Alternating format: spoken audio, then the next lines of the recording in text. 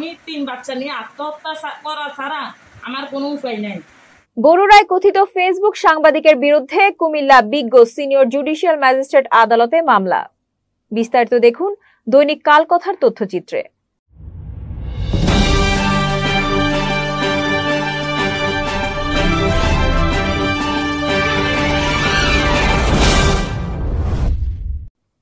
কুমিল্লা বরুড়ায় বাংলাদেশের public TV সংবাদ নামে ব্যক্তিগত ফেসবুক পেজ খুলে সাধারণ মানুষকে হয়রানির অভিযোগ উঠে মহিবুল্লাহ ভুইয়া বাবুলের বিরুদ্ধে।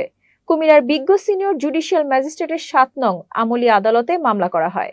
মামলা থেকে জানা যায়, গত জুন মাসের 21 তারিখ বিকাল 3:30 সময় বরুড়া অফিস পাড়া বেলায়েত হোসেনের বাড়িতে ভাড়াটিয়া ফাতেমা বেগম, স্বামী সোহাসুর রহমান ও তার মেয়েকে কথিত ভুয়া ফেসবুকে সাংবাদিক মহিবুল্লাহ ভুইয়া বাবুল অনেকদিন যাবৎ নানানভাবে হয়রানি করে আসছে।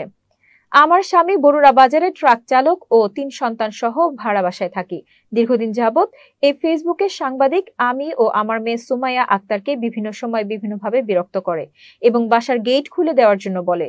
সে তখন বলে এখানে বসে নেশা করবে। এতে আমার মেয়ে রাজি না হয় গত জুন মাসের 21 তারিখ বিকাল 3:30 সময় আমার ভাড়া বাসায় এসে আমাকে বলে যে তোমরা এখানে অবৈধ কাজ করো।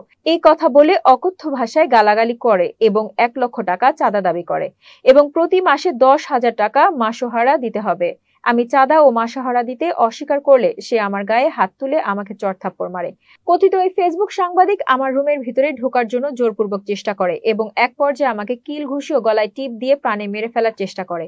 এই সময় আমার চিৎকারে আমার বাসার আশেপাশের লোকজন আসলে দ্রুত যাওয়ার সময় ফেসবুক সাংবাদিক মহিবুল্লাহ ভুইয়া বাবুল বলে প্রতি মাসে 10,000 টাকা করে না দিলে আমার বিরুদ্ধে বাংলাদেশ পাবলিক টিভি সংবাদ নামক ফেসবুকে লেখালেখি করবে। এই আইডি ছাড়াও তার নামে বেনামে আরো ফেক ফেসবুক আইডিতে লেখালেখি করবে। পরে আমি অসুস্থ হয়ে গেলে বিকাল 4 ঘটিকার সময় উপজেলা স্বাস্থ্য কমপ্লেক্সে জরুরি বিভাগে চিকিৎসা সেবা নেওয়া হয়। জানা যায় বিভিন্ন সময় কিছু সাংবাদিক সংগঠনের নাম বিক্রি করে চলে তার চাঁদাবাজি। যদিও বরুড়া উপজেলায় 2টি সাংবাদিক সংগঠন বরুড়া প্রেস ক্লাব ও বরুড়া উপজেলা প্রেস ক্লাব, একটাতেও তার কোনো সদস্যপদ নেই।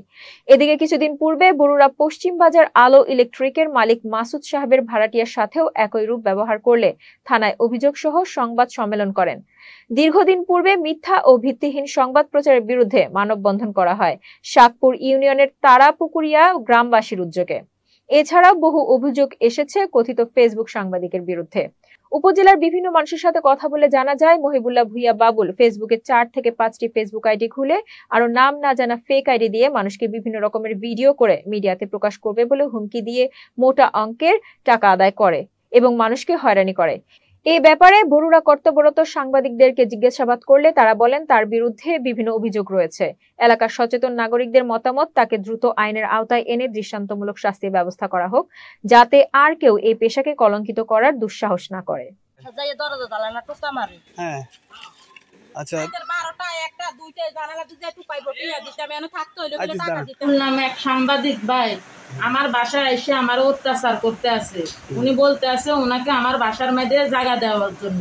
উনি একজন মহিলা নিয়ে আসবে, সময় কাটবে, ট্যাবলেট খাবে, কি কি করবে, এজন্য আমি কালকে ওনার জন্য দাও নিয়ে বেরিয়েছি।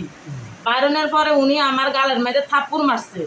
থাপ্পড়ের লাগে আমার নাকের জিনিসটা বইরা গেছে। পড়ার সাথে সাথে ওই রাস্তা দিয়ে পালাইয়া গেছে। আমি শুদ্ধ রাস্তা গেছি। যাওয়ার পরে আমার মালিকে, আমার বাসার মালিক উপস্থিত ছিল, আরো গ্রামবাসী উপস্থিত ছিল। এরা শুদ্ধ আসছে। আসার পরে এই ঝগড়ার ভিডিওটা এই ফেসবুকের মাধ্যমে এটা সাইডে দেওয়া হয়েছে।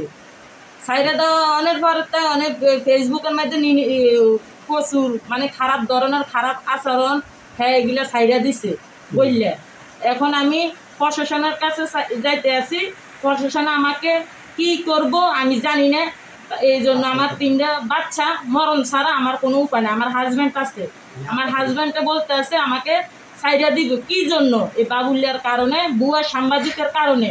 বুয়া সাংবাদিকে আজকে 6 মাস ধরে আমারে অত্যাচার করতে আছে। আমার মেয়ের আমার দরজা যায় টোকা দেয়, জানালা যায় টোকা দেয়, রাত্রের 1টার দিকে 2টার দিকে বাকি গেট যায় পিঠে। আমার মালিকরে আমি কল দিচ্ছি, মালিককে বলছে আমি থানার কল দেওয়ার জন্য। এটা আমার হাজব্যান্ডও জানে। এখন আমি কি করব? আপনারা দেশবাসী আমাকে সহযোগিতা করেন, না হলে আমি 3 বাচ্চা নিয়ে আত্মহত্যা করা ছাড়া আমার কোনো উপায় নেই।